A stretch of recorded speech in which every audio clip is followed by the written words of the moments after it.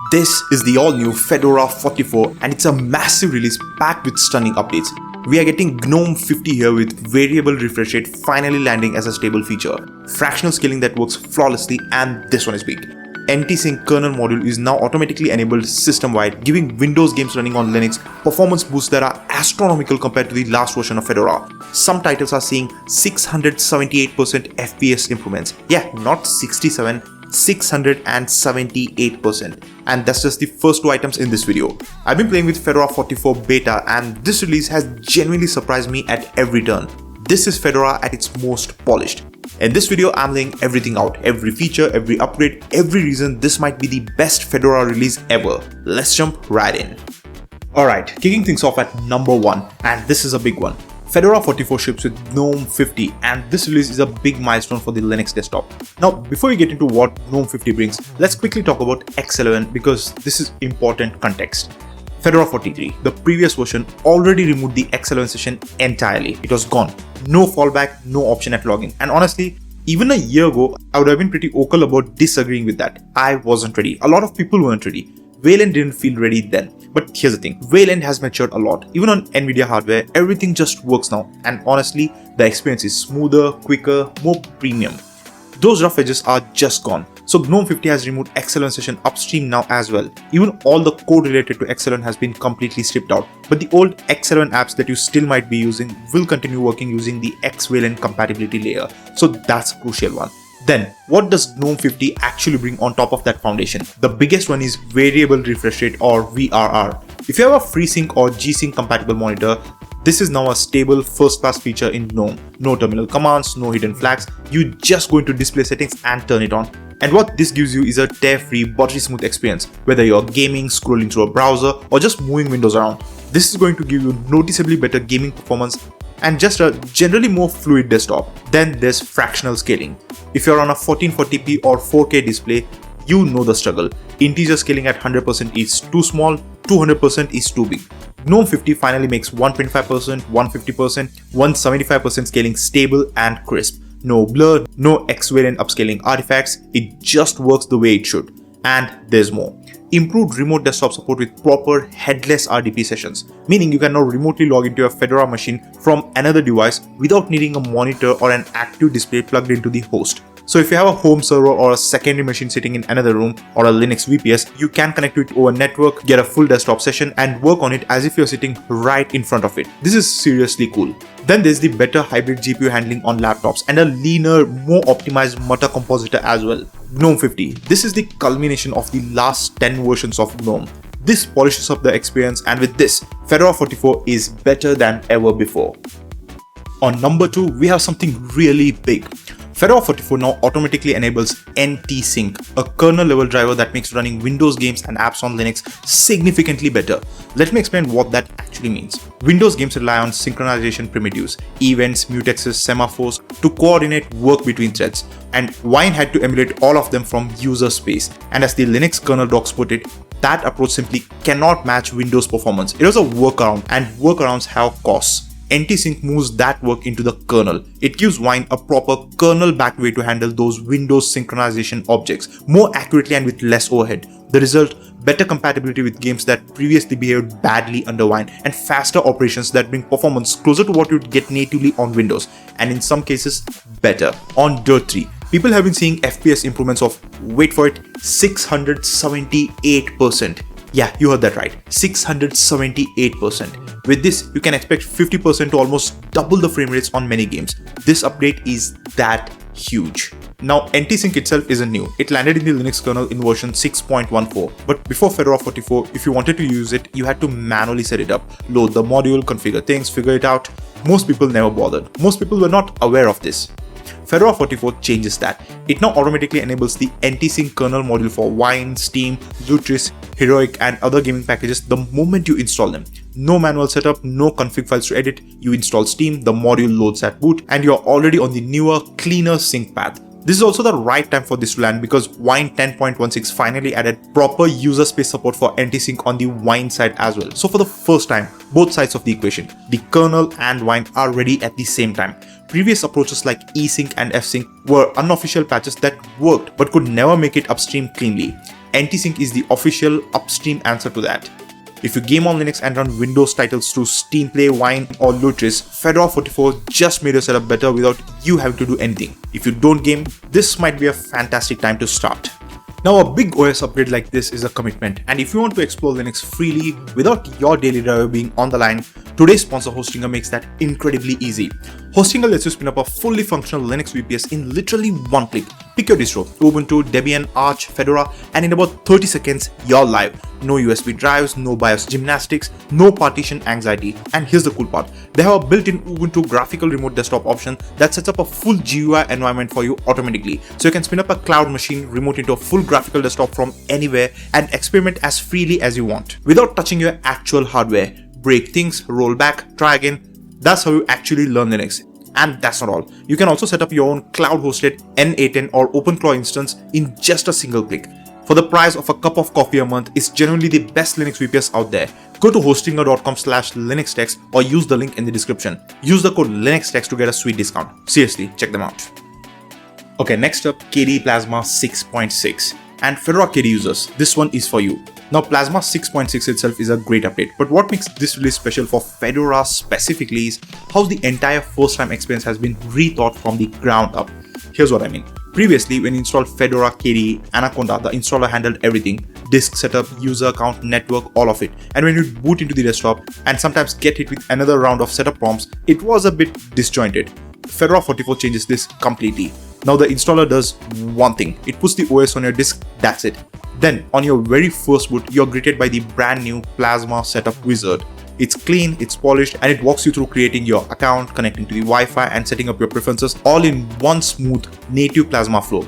It honestly feels like booting into a brand new commercial laptop for the first time. And right alongside this, SDDM, the old login manager, is gone. It's been replaced by the new Plasma Login Manager or PLM, and the difference is immediately noticeable. Your new login screen now perfectly inherits your Plasma theme, your scaling settings, your fonts. No more jarring visual jump between the login screen and the desktop. It's one seamless continuous experience from the moment you power on. Then there's this stuff inside Plasma 6.6 itself. My favorite one, OCR, is now built directly into Spectacle, the screenshot tool. You take a screenshot of any part of the screen, a document, a paused video, an image, and Spectacle instantly pulls the text out of it. Copy it to clipboard, done. No third-party tools, no web services, it just works. On top of that, you get per app volume control straight from the taskbar. Just hover over an app's icon and scroll. Yeah, that's it. And only that app's volume is changed. This is really awesome. Ambient light sensor support for automatic screen brightness, QR code Wi-Fi logging on supported laptops, and smoother animations tuned specifically for high refresh rate displays. Honestly, KDE on Fedora 44 has never felt this polished out of the box. I loved every second of using this. On number 4, we have something absolutely cool. This is mind-blowing. On other operating systems like Windows or Mac OS, this is a $20 per month added paid subscription, but we are getting this absolutely for free. Let's get into it. You might have already used ChatGPT's dictation feature. It's just mind-boggling how accurate it is. You can mumble, you can jumble, speak in any language, and it still gets it right. It converts your speech into text with zero flaws. Now this technology is powered by OpenAI's open source Whisper engine. Fedora 44 now officially adds this exact Whisper speech-to-text support through iBus. OpenAI's Whisper is one of the most accurate speech recognition engines available right now, and you can now use it for system-wide dictation on Fedora in any app, any text field. But here's the thing, it's not enabled by default. You need to install the iBus speech-to-text package, add speech-to-text as an input source in your keyboard settings, open the iBus STT setup tool, switch the backend from WASP to Whisper, and download a model. It's a bit of setup, not a lot, but it's not zero either. Once it's running though, it's genuinely impressive. For a first test, grab the tiny or base model. Those run close to real time on a CPU without a GPU. Larger models are more accurate but noticeably slower. It's a solid addition for anyone who wants to ditch the keyboard sometimes or even all the time. And the fact that it's now in the official Fedora repos and properly integrated into iBus means it's only going to get better and easier from here. I actually have a vibe coded script that does something similar for me. I love that I'm getting natively here. It's 2026. Typing manually is so outdated now. Okay, next up we have something that I'm super hyped about. Fedora 44 is now officially packaging Nix, one of the most powerful developer tools in the Linux world, directly in the Fedora repositories. And with this, you'll be able to directly install Nix packages from NixOS here on Fedora. Yeah, let that sink in. And before anyone panics, let me be clear about what this actually means. Fedora is not switching away from RPM or DNF. Nope. What Fedora 44 is doing is adding Nix as an optional developer tool that you can install on top of your existing Fedora system. Your base OS stays the exact same. DNF is still there. Flatpak is still there.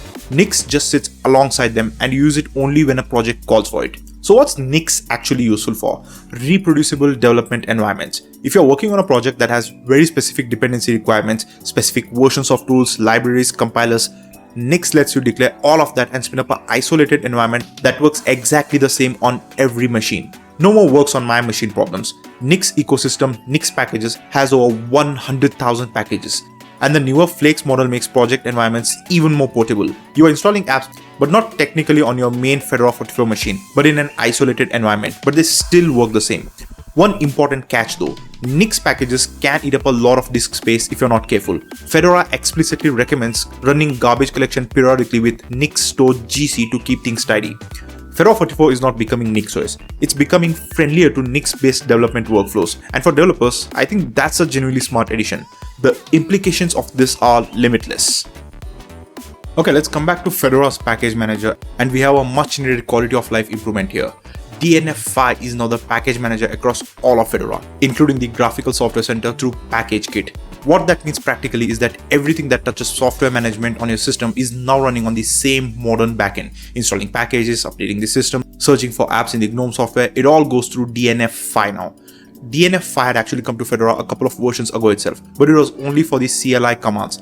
And GNOME software, the main software store that everybody uses here, was still on the older version of DNF, but now it's updated. And the difference is real. DNF5 is significantly faster than the old DNF. Dependency resolution is quicker, downloads are faster, and the whole thing feels more responsive. If you ever stayed at this software center waiting for it to load things, and I know you have waited. Each and every one of us has waited for the GNOME software center to load, but things just got a little quicker with DNF5. Number 7, and this one is for the Budgie fans out there. Fedora 44 ships Budgie desktop with full native Wayland support, which means proper HDR support, better screen sharing, smoother input handling, and the same polished feel that GNOME and KDE users have been enjoying for a while. If you love Budgie's clean, minimal aesthetic but felt that it was falling behind, Fedora 44 closes that gap. If Budgie is your desktop of choice, this is legitimately a big deal. Next up, and this one is looking ahead, Fedora 44 significantly improves the support for ARM-based laptops.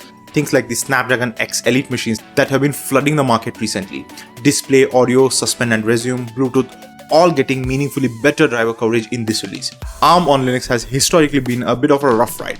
Things would work partially, or you'd have to hunt down patches and custom kernels just to get basic functionality running. Fedora 44 is actively closing that gap. It's not perfect yet, some devices still have quirks, but the trajectory is very clearly in the right direction. If you bought one of these thin, fanless ARM laptops expecting Windows and are now curious about Linux, Fedora 44 may be the best version yet to try it on.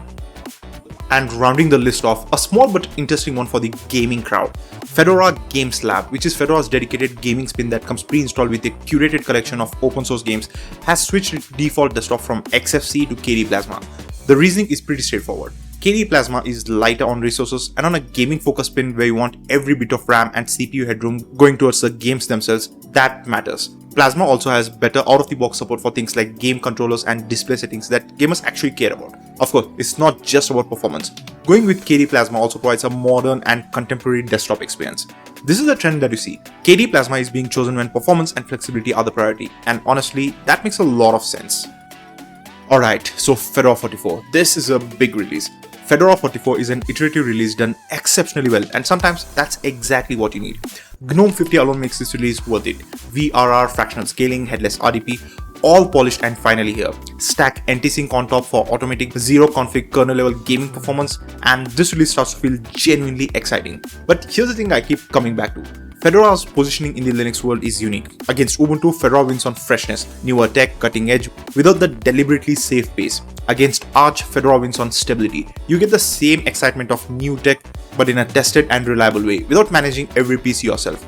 That's the sweet spot Fedora has always occupied. And with Fedora 44, it owns it more confidently than ever before. Right now, Fedora 44 is in beta and the final stable release will drop in the second week of April. Alright, if you enjoyed this video, if you found it useful, definitely consider subscribing to the channel and also give me a big thumbs up. And if you want to go deeper into Linux, try more distros, break things, learn Linux without any fear, That's exactly where today's sponsor Hostinger comes in. Check out Hostinger using the link given in the description below. Hostinger is genuinely one of the best Linux VPS services out there to learn and deploy Linux. Spin up a cloud server in seconds, experiment freely, and learn without the fear of breaking your actual hardware. Seriously, check them out. Use the code LinuxTex for a sweet 10% discount. Next up, check out the top 10 best Linux distros of 2026. I tested over 50 distributions this year and narrowed it down to the absolute best. Some of these will blow your mind, so definitely don't miss that. Alright, this is LinuxTex signing out.